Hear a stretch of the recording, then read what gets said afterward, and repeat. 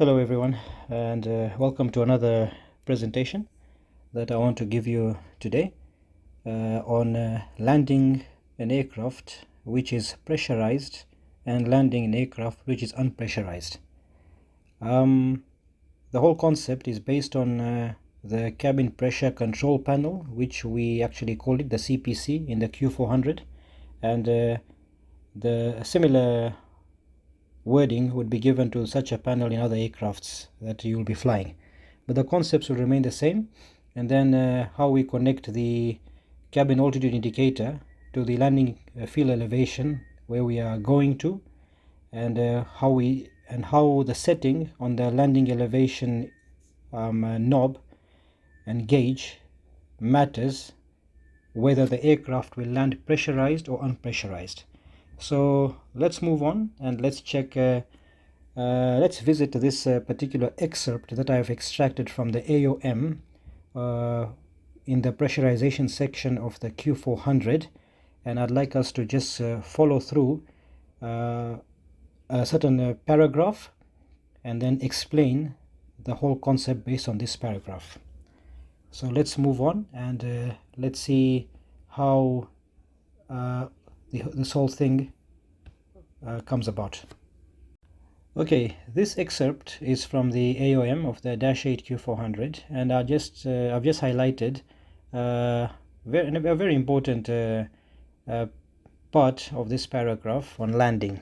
And what it says here is that if the set field altitude is higher than the actual field altitude, the airplane will land unpressurized, and if the set field altitude is less than the actual field altitude, it will land pressurized. Now, what you want to understand in the subsequent slides is what this actually means. Why is it that when we set a reading on the landing altitude indicator or elevation indicator gauge, which is less than the actual field altitude outside, the aircraft will land pressurized, and if we set a higher altitude above on the landing field elevation gauge, higher than the actual field elevation outside, it will land unpressurized. So I want to share with you what I actually have come across in my understanding after thinking about this, because we have had many discussions within and outside on what does this actually mean, how does it work, and how does this make the aircraft land pressurized and unpressurized.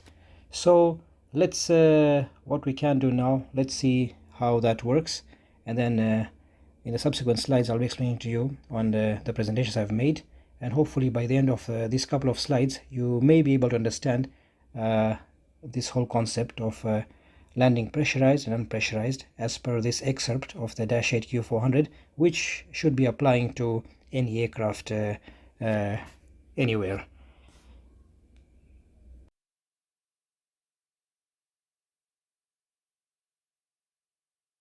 Okay, on this slide you are seeing an equation where it says differential pressure is the difference between cabin pressure and the atmospheric pressure, and not the other way around. It's the cabin pressure, the pressure inside the aircraft, minus the atmospheric pressure. Okay, the other one is a relation. So this one here is a relation which says cabin altitude is inversely proportional to the cabin pressure. So if the cabin altitude increases, cabin pressure decreases, and vice versa. And this little diagram is just a visual way of showing the pressurization. So this, we can take it as the aircraft cabin, the cabin pressure is inside, and here outside here we have the atmospheric pressure.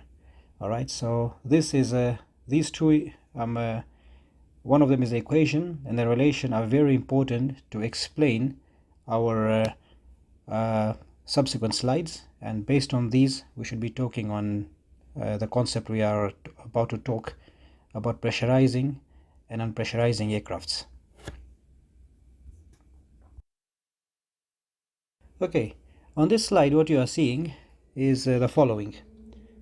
When the aircraft is in flight, let's say we are cruising 25,000 feet, for those of us who fly the Q400 or any turboprop aircraft or any other aircraft, even a jet aircraft for that matter.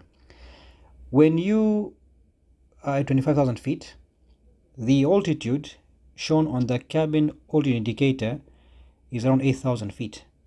This combination of the two altitudes, the inside being 8,000 and the outside being 25,000, tells you that the inside is pressurized. Okay, so this tells us that the aircraft is pressurized. So when the cabin altitude is less than the outside altitude, an aircraft is pressurized and vice versa.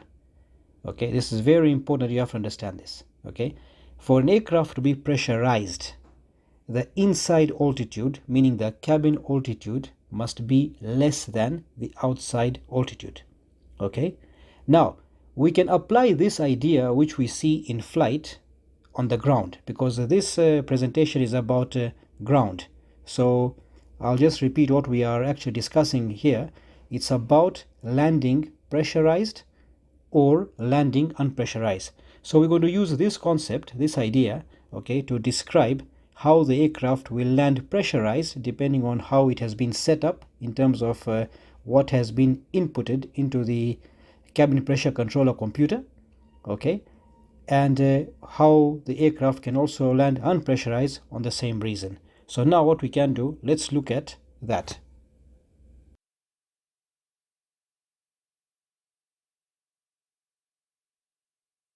Right, what you see on this slide is the cabin differential, cabin altitude and cabin rate indicator on the overhead panel in the Dash 8 Q400 aircraft, which is somewhere above the captain's seat.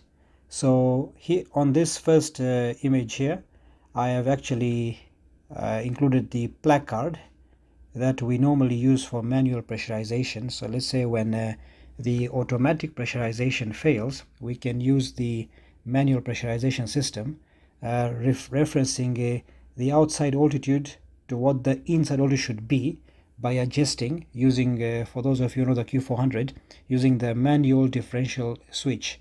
Okay, but we have to put the auto man dump switch to manual in order to operate the man diff switch, as they call it, which you'll find on the overhead panel of the Q400. Other aircrafts have got other mechanisms, but they do exactly the same thing, just the names are different. So you have this image here and this image here for two airports that I chose. This image here is for Lilongwe. So the elevation of Lilongwe is 4,030 feet, somewhere around there, or 4,020 feet. So on the ground, the cabin altitude is equal to the outside altitude. As you can see, this altitude is reading somewhere around 4,020 or 30 feet.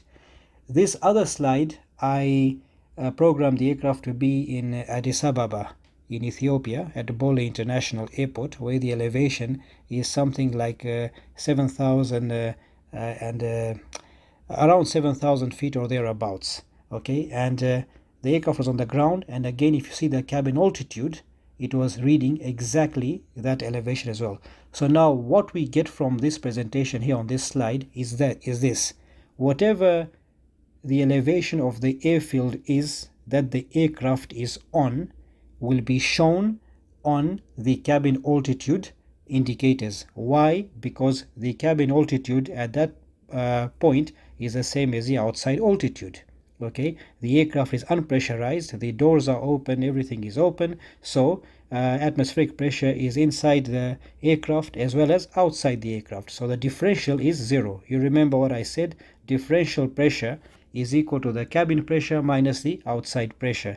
And when the aircraft is on the ground, the doors are closed. When doors are open, okay, and even if they are closed, but when the aircraft is on the ground, the atmospheric pressure and the inside pressure are equal. Okay, the pressurization sequence only starts when the aircraft starts powering up, and then the power levers are moved, and those are connected to the outflow valves, which modulate to adjust the pressure depending on how the pressure should be at that particular instant of the flight. Okay, and much of the reading, of course, of pressurization section of any manual of any aircraft will be almost the same. Okay, those of you who fly the Q400, it very well explains on how the pressurization sequence begins. Okay, when the aircraft starts the takeoff roll, and then there are certain modes of pressurization that you will come across, which is automatic, manual, emergency, and what you call the pressure dump. I'm not going to go into this, but the AOM will give you a very detailed description on how this works. Our presentation is again just to explain how can the aircraft land pressurized and how can the aircraft land unpressurized. So from here, once again, let's take this idea into our minds that on the ground, the cabin altitude is equal to the outside altitude. And from this, now we're going to explain what happens when the aircraft is landing pressurized and pressurized. So this brings us now to the final slide, and we can round up by just recapping on a few points. Let's remember the following, that differential pressure is the difference between cabin pressure and the atmospheric pressure. Cabin pressure is inversely related to the cabin altitude, and on the ground, the cabin altitude indicator, which is located above the captain's seat, shows the elevation of the field. So we have two scenarios, the ones we've been talking about here, and we'd like to talk about them, giving examples numerically. For an aircraft to land pressurized, on the first paragraph, first of all, the set landing altitude should be less than the actual altitude, as per the excerpt that we discussed from the AOM of the Dash 8 Q400. So let's say we are coming in to land at an airport which has a field elevation of 4,000 feet. But we set 3,500 feet overhead on the landing elevation selector. The moment the aircraft touches down, it tells itself that my altitude, meaning the aircraft's altitude, is less than the outside elevation. I am at 3,500, but the outside is at 4,000. So if we compare this to our cruising flight, let's say we are at 25,000 feet outside altitude, but the inside is 8,000 feet. The moment the inside elevation, the cabin altitude rather, is less than the outside elevation or altitude, the aircraft senses that it is pressurized. Okay, that's very important. So in the first case, if the aircraft has to land pressurized, it has to think that it is at a lower elevation compared to the outside. That's basically the rule, because the lower the cabin altitude, the higher the cabin pressure, basing on the relationship that we talked about in the earlier slide.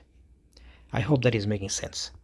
Now, in another scenario, we are coming in to land at the same 4,000 feet elevation airport.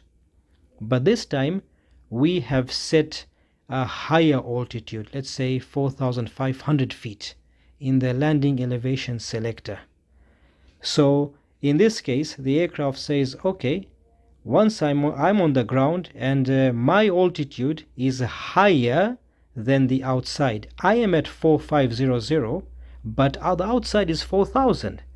Again, basing our explanation on the relationship between cabin pressure and cabin altitude, the higher the cabin altitude, the lower the cabin pressure. So the aircraft says, I am at a higher altitude compared to the outside, so I am unpressurized. And having said this, this rounds up this understanding of how the aircraft lands pressurized and unpressurized.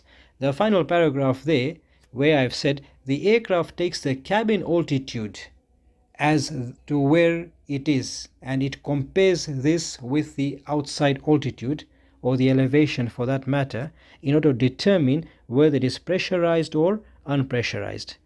This is the best I can do to explain the concept in simple terms, but the relationship between cabin pressure, cabin altitude is very important to understand, and also the equation differential pressure is the difference between the cabin pressure and the atmospheric pressure is equally important. Once you know these, you can connect the two, and then you can actually understand what the aircraft is thinking as to where it is. Okay, very important. So just a quick note, different aircrafts have got different service ceilings. The Q400 goes maximum 25,000. A jet aircraft goes maximum 41,000 if it's, let's say, a Boeing 737 NG, and the like. Other aircraft goes even higher. But the whole concept of keeping the aircraft pressurized at those altitudes is to keep the cabin altitude inside at a lower value. Okay, because the lower the cabin altitude, the higher the pressure, and vice versa. So the 8,000 feet for a Q400 occurs at 25,000 feet, but the same 8,000 feet for a jet occurs at another higher altitude. Okay, and having said that, that rounds up my explanation on this. I hope you can make comments. Please do. It's very important to share what you may understand in as far as all this is concerned, because as aviators we normally share knowledge. We are a family, and there are very, very nice other platforms I can recommend that you can watch and even subscribe, like Fly with Magnar and pilotclimb.com. There are some of those that are very, very nice, that explain detailed, that give detailed explanations on lots of concepts, and very interesting as well. So consider subscribing to this one as well. It does help me, and happy landings, and enjoy your flying, and always, always, always be safe. Please be safe. Thank you.